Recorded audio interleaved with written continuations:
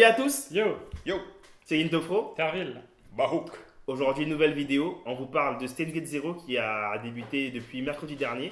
Alors, Steins Gate Zero, si vous n'avez pas encore vu, allez voir l'épisode parce qu'on va spoiler. On va parler de choses très concrètes Ouais. parce que c'est une adaptation animée du visual novel de Steins Gate Zero, du coup, qui est, peut-on parler de suite ou d'adaptation, ou je ne sais pas comment on pourrait qualifier, mais on va parler de suite, du coup, de Steins Gate. Parce que ça se produit au moment. C'est une autre trame, C'est une autre trame. Une ligne d'univers autre différente. voilà. Voilà. Et donc, du Pour coup, rester dans le propos. Et donc, du coup, on va vous parler de ça aujourd'hui. Alors, tout d'abord, j'ai vraiment kiffé ma race l'épisode. Il était vraiment super bien. De bonnes choses ont été mises en place pour bien aborder, bien explorer même. De nombreux thèmes qui étaient déjà présents dans Steins Gate reviennent ici. Et donc, Barouk, vas-y, moi j'aimerais savoir qu'est-ce que tu as ressenti face à cet épisode. Bah moi aussi, excellent épisode, je trouve, bon début. On l'avait vu un peu dans le light novel, ceux qui ont joué un peu au jeu. Ça reprend le light novel, donc il y a vraiment de bons éléments expliqués. Visual novel vraiment sympathique. Visual novel, pardon. Et moi, ça m'a beaucoup plu et je suis confiant pour la suite. Et du coup, toi, Terville? Moi aussi j'ai vraiment kiffé. Ça rappelle du coup ça a fait ressortir les feels de Steins Gate. Ah oui, hein, vraiment. Qui ne sont pas, qui sont indescriptibles. D'ailleurs, Ouais. je vais dire ça. Et du coup non, franchement très très bonne entrée en matière. Moi voilà, je suis satisfait.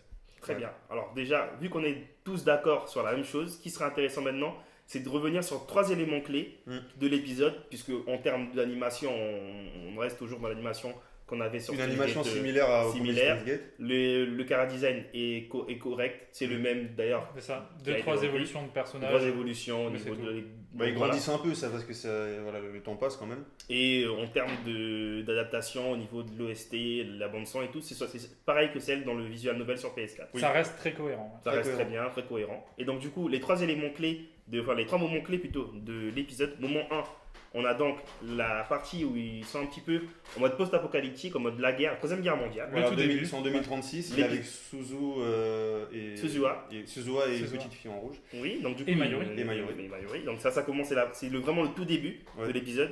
Deuxième partie, on a donc Ocarine qui rencontre ses amis, mais on se focalise surtout sur Ocarine dans cette deuxième partie. Ouais. Et troisième partie, on a la fin avec vraiment un petit point qu'on vous dira plus tard. Pour le Ouais. moment, concentrons-nous sur la première partie. Première partie. Donc, première partie, on a l'introduction de l'épisode qui commence par décor apocalyptique, les hélicoptères, les bâtiments sont détruits.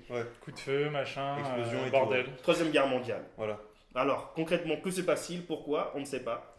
Alors en fait c'est la troisième guerre mondiale qui est causée du coup par les machines temporelles, Oui. Exploitées par le CERN, comme dans la première saison. Ouais, c'est bon. Et du coup voilà c'est assez court en fait, mais ça reprend en fait directement ce qui était dit de manière sous-jacente dans Steins Gate, la première saison, dans Steins Gate première saison. Et là c'est clairement on voit le truc, on est mis dedans, on sait que ce sera la trame principale de Steins Gate 0. Voilà. C'est tout pour éviter la guerre et vraiment cette ambiance un peu post-apocalyptique et on voit un regret un peu de Mayushi. Pourquoi Tout de suite, elle est mise elle a fait référence au choix qu'elle regrette. Voilà, qu'elle regrette de ne pas avoir fait. Et ensuite, pour moi, je pense que ça pose bien la trame principale. Ensuite, on revient sur Okabe, Rintaro. On retrouve beaucoup de personnages qu'on connaissait. Et voilà, ça c'est pas mal. Ouais, Et surtout, un changement de costume, de tenue de Rintaro, qui, on le voit, est dans une sorte de dépression assez importante. Il est habillé en noir, son regard est vide. On sent qu'il a plus la pêche d'avant, comme C'est il était ça. en mode mad scientist. Du coup, ça c'est dans la deuxième, Là, c'est deuxième moment clé. c'est le deuxième moment clé Ouais, où on a donc une présentation d'Okabe. Okabe est de retour. Ouais. Okabe, qui est-il? Okabe, donc notre ancien mad scientist, Ouais. qui passe de la veste blanche à une veste noire. noir. Du deuil. La veste Du deuil. qui symbolise donc un certain deuil.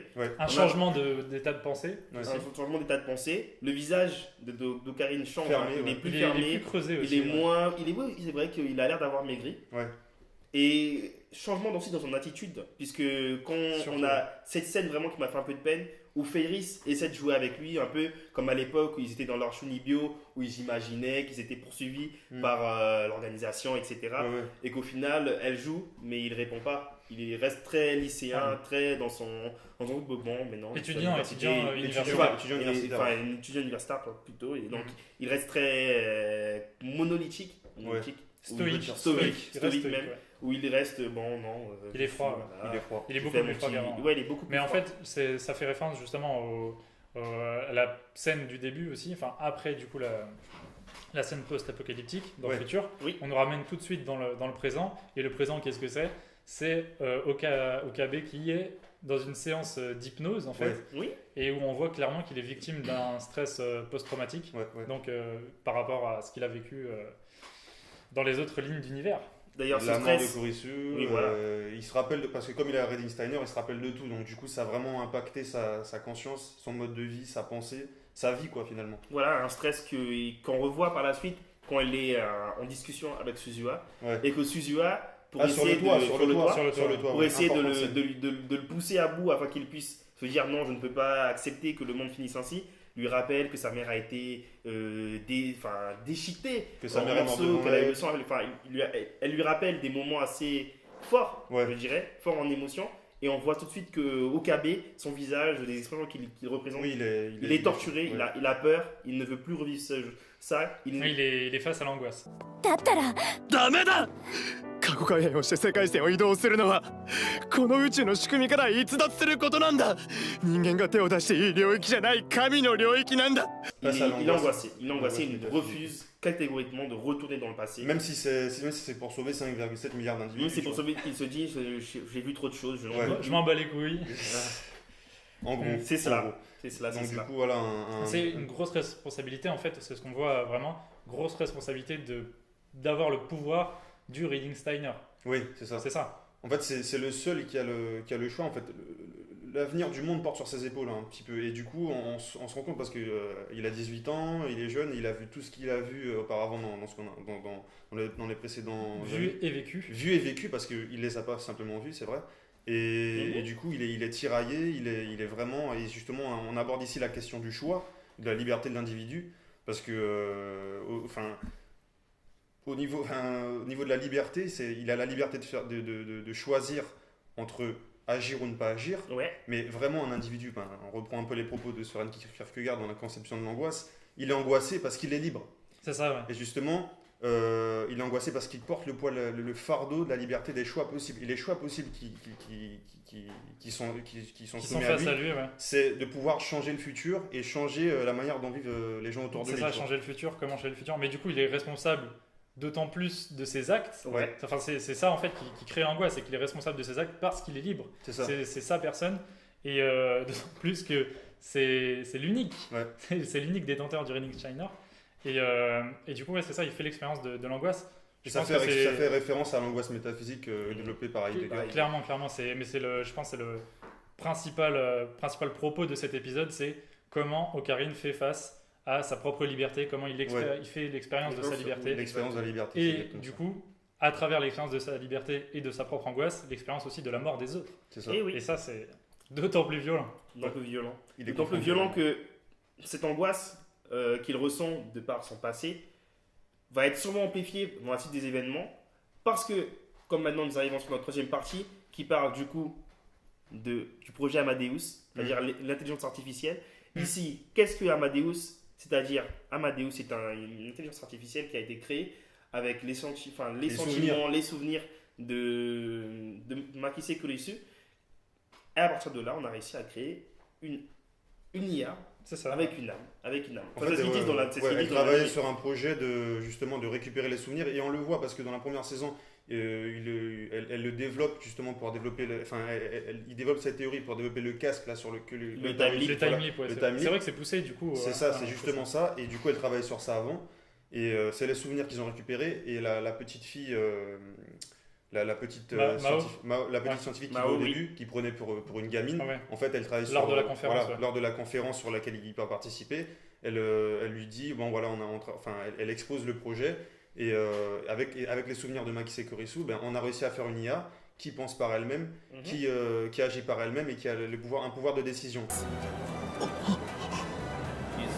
に人工知能を作り上げる人間同様の感情と記憶心を持つ人工知能 Et et c'est avec les souvenirs de Makise Kurisu, et on voit le visage d'Okabe choqué parce qu'il pensait ne plus jamais la revoir, et là il y a un vestige de ce passé, qui voulait oublier, tu vois. Et là, ça soulève beaucoup de choses. Ouais. Ça soulève beaucoup de choses parce que qui dit intelligence artificielle dit rapport différent à son humanité. Parce que du coup, qui serait cette intelligence artificielle? C'est Makise Kurisu, avec ses souvenirs, avec ses sentiments. Parce que du coup, en fait, ils ont copié son cerveau, si je me souviens bien. Oui, ils ont copié les souvenirs ils ont copié les neurones et tout. D'ailleurs, ça fait référence à un reportage qu'on a vu un ensemble. reportage intéressant sur Arte qui s'appelle La fabrique à cerveau. Je vous conseille d'aller le voir. Je sais pas s'il est encore disponible, mais là où on développe toutes les possibilités, toutes les avancées actuelles sur justement l'intelligence artificielle, sur justement la création du cerveau, des mécanismes complexes du cerveau. Et ça fait clairement référence en plus à du coup le prototype Bina 48 Bina qui 48. nous avait pas mal choqué. Mais justement, c'est un peu le même principe. Pareil, c'est son mari qui a repris des souvenirs de sa femme, et justement, c'est un les a robot, implantés dans un programme Ouais. pour réagir de la même manière et tout. C'est assez choquant. Je conseille de voir la vidéo. Et du coup, ça nous questionne sur l'humanité, et ça prouve que Steins Gate, du coup, c'est une œuvre à la fois contemporaine et clairement actuelle, et ça ouvre des possibilités monstrueuses, quoi. En plus de la machine temporelle. Exactement. Il y a la machine temporelle, les IA, la réflexion métaphysique, il y a beaucoup de choses, et c'est vraiment très intéressant. Donc on vous conseille de suivre attentivement Steins Gate 0. On ne le dit jamais trop, il faut être attentif. Il faut être hyper attentif parce que c'est vraiment extrêmement exigeant au niveau de la réflexion. Donc voilà. Ouais, c'est une œuvre colossale, cohérente. Ouais. Et donc, nous, on a vraiment adoré Steins Gate. On reviendra souvent dessus. On va essayer de parler de tous les épisodes parce qu'il y aura fondamentalement toujours des choses très pertinentes qu'on aimerait partager avec vous. Ce sera tout pour aujourd'hui. On se retrouve très prochainement pour plus de vidéos. Et sinon, du coup, n'oubliez pas, comme on vous le répète à chaque vidéo, vous devrez maintenant connaître un petit peu le refrain. Likez, s'il vous plaît. Lâchez un petit like. Un petit commentaire.